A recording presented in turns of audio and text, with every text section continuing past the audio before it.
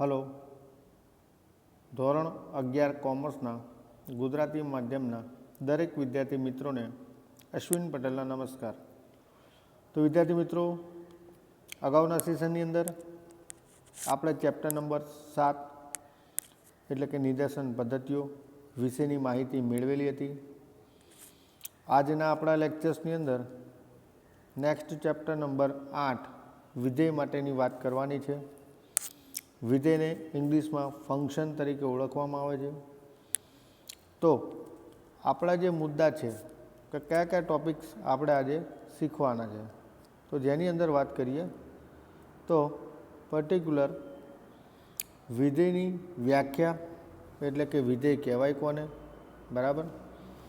ત્યારબાદ આપણે જોવાનું છે વિધેયનો પ્રદેશ, સહપ્રદેશ અને વિસ્તાર કોને કહેવાય, વિધેય માટેના સંકેતો, વિધેયના પ્રકારો બેઝિક 3 છે, એક વિધેય, અનેક વિધેય અને અચળ વિધેય. ત્યારબાદ છે વિધેયની સમાનતા, જે ટોપિક આપણા સિલેબસમાંથી કટ ઓફ કરવામાં આવ્યો છે. ત્યારબાદ લાસ્ટ ટોપિક છે કે જેને કહેવાય વાસ્તવિક વિધેય. તો આટલા ટોપિક બેઝિકલી આપણે શીખવાના છે. તો હવે વાત કરીએ આપણે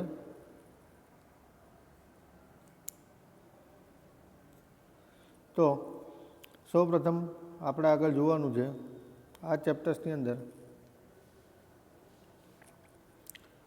ઇમ્પોર્ટન્ટ થિંગ્સ આપણા માટે છે. શરૂઆત કરીએ વિધેયની વ્યાખ્યાથી. તો શું કહે છે વિધેયની વ્યાખ્યા? તો વિધેયની વ્યાખ્યા આપણને એવું કહે છે કે જો ગણ એ અને ગણ બી ખાલી ન હોય તેવા બે ભિન્ન ગણો હોય અને જો ગણ એનો પ્રત્યેક ઘટક ગણ બીના કોઈ એક કે અન્ય ઘટક સાથે કોઈ નિયમ, કોઈ સંબંધ કે કોઈ સંગતતાથી સંકળાયેલો હોય તો તેવો નિયમ એ સંગતતાને ગણ એથી બી પરનું વિધેય તરીકે ઓળખવામાં આવે છે. તો અહીંયા વિદ્યાર્થી મિત્રો મોસ્ટ ઇમ્પોર્ટન્ટ પોઈન્ટ્સ બે ગણ માટેની વાત કરી છે. પ્રથમ ગણ એ, બીજો છે ગણ બી. તો જ્યારે ગણ એનો પ્રત્યેક ઘટક ગણ બીના કોઈ એક કે અન્ય ઘટક સાથે કોઈ પર્ટિક્યુલર નિયમ હોય, સંબંધ હોય કે સુસંગતતાથી સંકળાયેલો હોય તો આવો ગણ એથી ગણ બી પરનું વિધેય છે તેમ કહી શકાય. સામાન્ય રીતે તેને સંકેતમાં F semicolon A raise to બી એટલે કે આ જે બે ટપકા બતાવે છે એને તમે સેમિકોલમ યુઝ તરીકે વાપરી શકાય. F semicolon A raise to બી એટલે કે એનું બી પરનું વિધેય, જે એરો છે એને રેસ ટુ કહી શકાય. ત્યારબાદ છે નિયમ કે સંગતતાને સંકેતમાં અલગ અલગ વિધેય એટલે કે વિધેય એફ, વિધેય એચ કે વિધેય કે વડે પણ દર્શાવી શકાય છે. જો ગણ એના ઘટકો એક્સ અને ગણ બીના ઘટકો વાય હોય તો વાયને એક્સનું પ્રતિબિંબ કહેવામાં આવે છે, જેના પ્રચલિત સંકેતમાં વાય બરાબર એફ ઓફ એક્સ તરીકે અથવા તો વાય બરાબર જી ઓફ એક્સ અથવા તો વાય બરાબર એચ ઓફ એક્સ અથવા તો વાય બરાબર કે ઓફ એક્સ વડે પણ દર્શાવી શકાય. તો વિધેયના અલગ અલગ સંકેતોમાં જી, એચ અને કે આ પ્રકારના સંકેતોનો આપણે ઉપયોગ કરીએ છીએ. તો આ હતું વિદ્યાર્થી મિત્રો, જ્યારે કોઈ પણ બે ગણ એ અને બી આપેલા હોય ત્યારે પર્ટિક્યુલર એક ગણનું બીજા ગણ પરનું વિધેય કહી શકાય. હવે વાત કરીએ આપણે એના પછીનો નેક્સ્ટ ટોપિક કે જે છે વિધેયનો પ્રદેશ, સહપ્રદેશ અને વિસ્તાર. તો વાત કરીએ સૌપ્રથમ આપણે વિધેયનો પ્રદેશ એટલે કે F semicolon A raise to બી કે જ્યારે એનું બી પરનું વિધેય હોય ત્યારે વિધેયનો પ્રવેશ એટલે કે શું કહેવાય વ્યાખ્યા? તો એક્સના ઘટકો ધરાવતા ગણ એને વિધેયનો પ્રદેશ કહેવામાં આવે છે. એટલે કે અહીંયા તમને એક્સ તરીકે જે પણ ચલરાશિ આપી હોય એના જે પણ ઘટકો છે બધા જ પર્ટિક્યુલર ગણ એના વિધેયનો પ્રદેશ તરીકે ઓળખવામાં આવે છે, જેને સંકેતમાં ડીએફ વડે દર્શાવે. ડી એટલે કે ડોમેઇન ઓફ ફંક્શન, બરાબર. ડોમેઇન ઓફ ફંક્શન એટલે કે એનો વિસ્તાર તરીકે ઓળખવામાં આવે છે, પ્રદેશ તરીકે. ડોમેઇન એટલે પ્રદેશ.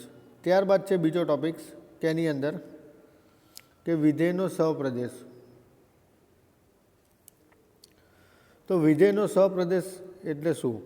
તો વાય ઘટકો ધરાવતા ગણ બીને વિધેયનો સહપ્રદેશ તરીકે ઓળખવામાં આવે છે. ત્યારબાદ વિધેયનો વિસ્તાર. તો પ્રદેશ ગણ ઘટક એક્સ માટે વિધેયની જે પ્રતિબિંબિત કિંમત મેળવવામાં આવે છે, અર્થાત આપણે ઉપર વ્યાખ્યામાં જોયું કે વાય બરાબર એફ ઓફ એક્સ માં ઘટક એક્સના મૂલ્ય મૂકવાથી મળતા પ્રતિબિંબોના ગણને વિધેયનો વિસ્તાર તરીકે ઓળખવામાં આવે છે. ઇન શોર્ટ, જેને સંકેતમાં આર એફ વડે દર્શાવવામાં આવે છે. આ આર એફ એટલે કે રેન્જ ઓફ ફંક્શન એટલે કે વિધેયનો વિસ્તાર તરીકે ઓળખવામાં આવે છે.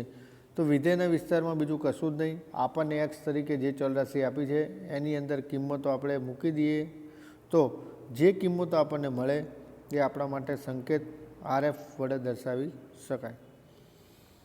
અર્થાત બીજા અર્થમાં કહેવું હોય તો કહી શકાય આર એફ બરાબર એફ ઓફ એ બરાબર કૌંસની અંદર f of x oblique x belongs to a. મતલબ કે એક્સ ચલરાશિના જે પણ કિંમતો છે એ વિધેય એફ ગણ પ્રદેશ ગણ એની અંદર એનો સમાવેશ થાય છે. વિધેયનો વિસ્તાર એ વિધેયનો સહપ્રદેશનો ઉપગણ કે સહપ્રદેશ હોય છે. આ વસ્તુ ખાસ ધ્યાન આપી કે વિધેયનો જ્યારે વિસ્તાર શોધતા હોય તો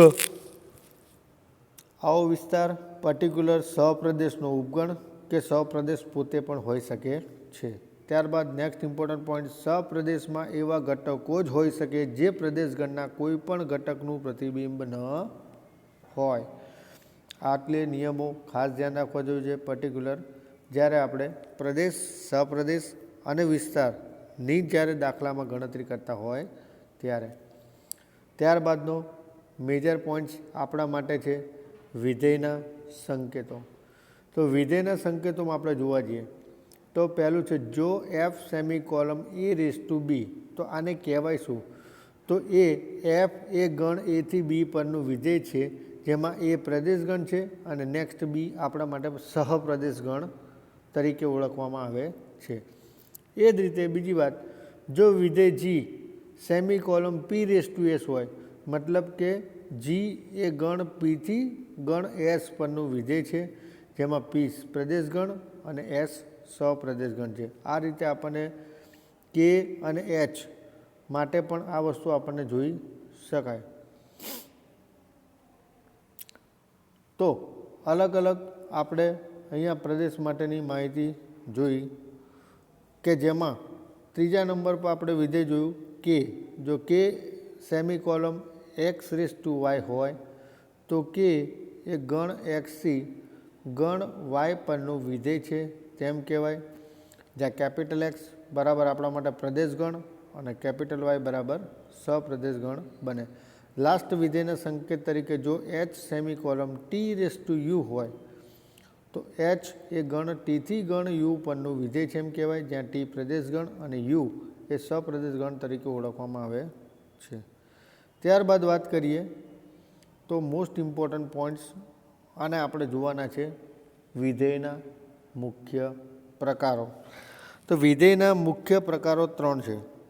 પહેલું એક એક વિધેય, બીજું અનેક એક વિધેય અને ત્રીજું અચળ વિધેય. ત્રણેયની આપણે વ્યાખ્યા જોઈશું. તો સૌપ્રથમ શરૂઆત કરીએ આપણે એક એક વિધેયથી. તો કોને કહેવાય એક એક વિધેય? તો એના માટે આપણે અહીંયા ધારી લેવાનું છે કે ધારો કે F semicolon A raise to બી એ એથી બી પરનું વિધેય છે એ કહી શકાય. હવે જો પ્રદેશ ગણ એ કોઈ પણ બે ઘટકો ભિન્ન ઘટકો માટે તેને અનુરૂપ સહપ્રદેશ ગણ બીમાં મળતા પ્રતિબિંબો એફએક્સના મૂલ્ય જો ભિન્ન હોય તો તે વિધેય એફને એક એક વિધેય તરીકે ઓળખવામાં આવે છે. એટલે એમ કહી શકાય કે ગણ બીના મળતા પ્રતિબિંબો એફએક્સના મૂલ્યો ભિન્ન હોય એટલે કે અલગ અલગ હોય. મતલબ કે ગણ એના ઘટકો ગણ બીની અંદર તમને જોવા મળતા ન હોય અથવા તો અલગ અલગ કિંમતો પ્રાપ્ત થતી હોય તો એને એક એક વિધેય તરીકે ઓળખવામાં આવે છે. અર્થાત બીજા શબ્દોમાં કહીએ તો F semicolon A raise to B માટે જો x1 does not is equal to x2 તો x1 અને x2 બિલોંગ્સ ટુ એ માટે F of X does not is equal to F of X x2 થાય તો આને એક એક વિધેય કહેવામાં આવે છે. શોર્ટમાં એમ કહી શકાય કે ગણ એના પ્રતિબિંબો ગણ બી એટલે કે સપ્રદેશ ગણની અંદર જોવા ન મળતા હોય અથવા તો ભિન્ન ભિન્ન અલગ અલગ જોવા મળતા હોય તો એ આપણા માટે એક એક વિધેય તરીકે ઓળખવામાં આવે છે. બીજો પ્રકાર છે વિદ્યાર્થી મિત્રો અનેક એક વિધેય. એમાં પણ એફ સેમિકોલમ a⁻b એટલે કે એથી બી પરનું વિધેય હોય.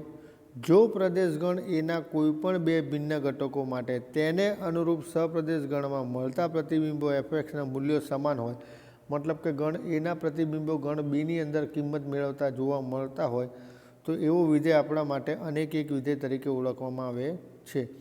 અર્થાત વિધેય એફ સેમિકોલમ a⁻b માટે જો x1 not is equal to x2 અને x2 બિલોંગ્સ ટુ a માટે f of x1 is equal two f of x2 થાય, મતલબ બંને સરખું જોવા મળે તો એને અનેક એક વિધેય તરીકે ઓળખવામાં આવે છે. ત્યારબાદ વાત કરીએ ત્રીજો ટોપિક છે આપણો પ્રકાર અચળ વિધેય. તો અચળ વિધેય શું કહે છે કે ધારો કે એફ ઓફ એક્સ a⁻b એ એથી બી પરનું વિધેય છે. જો પ્રદેશ ગણ એના પ્રત્યેક ઘટક માટે તેને અનુરૂપ સપ્રદેશ ગણ બીમાં ફક્ત એક જ પ્રતિબિંબ મળતું હોય તો એફ ઓફ એક્સને અચળ વિધેય તરીકે ઓળખવામાં આવે છે. અર્થાત એફ સેમિકોલમ a⁻b માટે પ્રદેશ ગણના એના પ્રત્યેક ઘટક માટે એક જ પ્રતિબિંબ માત્ર ને માત્ર એફ ઓફ એક્સ મળે તો એને એફનું અચળ વિધેય તરીકે ઓળખવામાં આવે છે.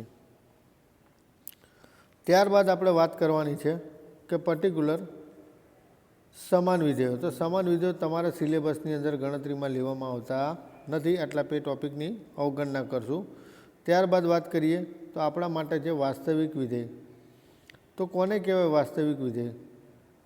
તો વાસ્તવિક વિધેયમાં આપણને એમ કહી શકાય કે જો વિધેયનો પ્રદેશ ગણ અને સપ્રદેશ ગણ બંને વાસ્તવિક સંખ્યા આર કે તેનો કોઈ ઉપગણ હોય તો તેના વાસ્તવિક વિધેય તરીકે ઓળખવામાં આવે છે. ત્યારબાદ આપણે મોસ્ટ ઇમ્પોર્ટન્ટ પોઈન્ટ્સ એટલે કે ધ્યાનમાં રાખવાના મુદ્દા આપણે ખાસ જોવાના છે, જેની અંદર વાત કરીએ તો સૌપ્રથમ આપણા માટે થોડું ઘણું નોલેજ મળે દાખલો ગણવા માટે કે ગણ એ શું કહેવાય, જેને સેટ તરીકે ઓળખવામાં આવે છે. તો સુવ્યાખ્યાયિત વસ્તુઓ કે સંખ્યાઓનો સમૂહ એ આપણા માટે ગણ એ બની શકે. એક્સ બિલોંગ્સ ટુ એ મતલબ ઘટક એક્સ ગણ એમાં સમાયેલો છે એમ કહી શકાય. તો એક્સ ચલરાશિ તરીકે જે પણ સંખ્યા આપી હોય એ તમને ગણ એની અંદર જોવા મળતી હોય તો એક્સ બિલોંગ્સ ટુ એ તરીકે એને ઓળખવામાં આવે છે. કેપિટલ એન્ડ પર્ટિક્યુલર પ્રાકૃતિક સંખ્યાઓનો ગણ અને આર એટલે કે વાસ્તવિક સંખ્યાઓનો ગણ, રિયલ નંબર્સ અથવા તો નેચરલ નંબર્સ. તો જે આપણા માટે જોવા મળે છે ઉદાહરણ તરીકે લઈ શકાય 1 2 3 4 ડેશ ડેશ ડેશ. ઝેડ બરાબર સંકેત આપ્યો હોય તો એ આપણા માટે પૂર્ણાંક સંખ્યાઓનો ગણ કહેવાય, મતલબ કે આ સંખ્યાઓ પોઈન્ટમાં આવતી નથી પરંતુ ઋણ કે ધન સંખ્યા અવશ્ય હોઈ શકે, એટલે કે -3 -2 -1 0 1 2 3 સંખ્યા લઈ શકાય કે જ્યારે ઝેડ પૂર્ણાંક સંખ્યાઓનો ગણ આપેલો હોય ત્યારે. ઝેડ -0 તો આ વસ્તુ એવું બતાવે છે કે ઝેડ તરીકે જે સંખ્યા આપણે ઉપર ગણવા લીધી એમાં 0ને આપણે બાકાત કરવાનું છે, -0. તો 0 નીકળતા આપણી પાસે સંખ્યા કઈ વધે તો -3 -2 -1 1 2 અને 3. ત્યારબાદ છે રિક્ત ગણ. રિક્ત ગણ એટલે કે જેને કહેવાય ખાલી ગણ. ખાલી ગણ માટે આપણે છગડીયો કૌંસની નિશાની દર્શાવીએ છીએ. અને અરિક્ત ગણ એટલે કે જે ગણની અંદર સમાયેલા હોય, એટલે કે 1 2 3 4 5 જો છગડીયા કૌંસની અંદર જોવા મળતા હોય તે આપણા માટે અરિક્ત ગણ કહેવાય. અને રિક્ત ગણ એટલે ખાલી ગણ. વિધેય એટલે બીજું કશું જ નહીં, કોઈ પણ પ્રકારનો નિયમ સંબંધ કે જેને સુસંગતતા એ આપણા માટે કહેવાય વિધેય. વિધેયના સંકેતો કયા? તો અલગ અલગ સ્વરૂપમાં વિધેય જોઈ શકાય. એફ, જી, એચ અને કે એના અલગ અલગ શું બતાવે છે? સંકેતો. ત્યારબાદ વાત કરીએ તો વિધેય વ્યાખ્યાયિત એટલે કે ખાલી ન હોય તેવા ગણ માટે વિધેય શું થાય? વ્યાખ્યાયિત થાય. એફ સેમિકોલમ a⁻b નો અર્થ એવો થાય એથી બી પરનું વિધેય એફ છે, જ્યાં ગણ એ પ્રદેશગણ છે, જ્યાં ગણ બી સપ્રદેશગણ છે, એટલે એના ઘટકોના પ્રતિબિંબો એફએક્સનો ગણ છે એમ કહી શકાય. વિસ્તાર ગણ આરએફ એટલે કે છગડિયા કૌંસની અંદર f of x oblique x belongs to a, મતલબ કે બધા જ પ્રકારની રિયલ સંખ્યાઓનો ગણ એમાં સમાવેશ થાય છે એમ કહી શકાય. એક વિધેય એટલે કે તમારા ગણ એની અંદર તમારે x1ની કિંમતો અને x2ની કિંમતો જો સમાન જોવા ન મળે, એટલે કે F of x1 does not is equal to F of x2. અનેક વિધેય એટલે કે બંનેમાં સમાન જોવા મળે. અચળ વિધેય એટલે કે અહીંયા તમારે માની લો કે x1 x2 x3 આપી છે, જે ગણ એની સંખ્યા છે, તો x1 x2 અને x3 માટે જો એફ ઓફ x1 બરાબર એફ ઓફ x2 બરાબર એફ ઓફ x3 અને બરાબર એફ ઓફ x થતું હોય તો એ આપણા માટે અચળ વિધેય કહેવાય. મતલબ કે એમાંથી કોઈ પણ એક કિંમત પણ જો તમને જોવા મળતી હોય તો એ આપણા માટે અચળ વિધેય છે, અને સમાન વિધેયો આપણે ગણતરીમાં લેવાના થતા નથી. તો અહીંયા વિદ્યાર્થી મિત્રો આ રીતે આપણે દાખલાની થિયરી, વિધેય માટેની થિયરી જોઈ. નેક્સ્ટ સેશનની અંદર આપણે એના દાખલાઓ વિશેની ચર્ચા કરશું. Thank you.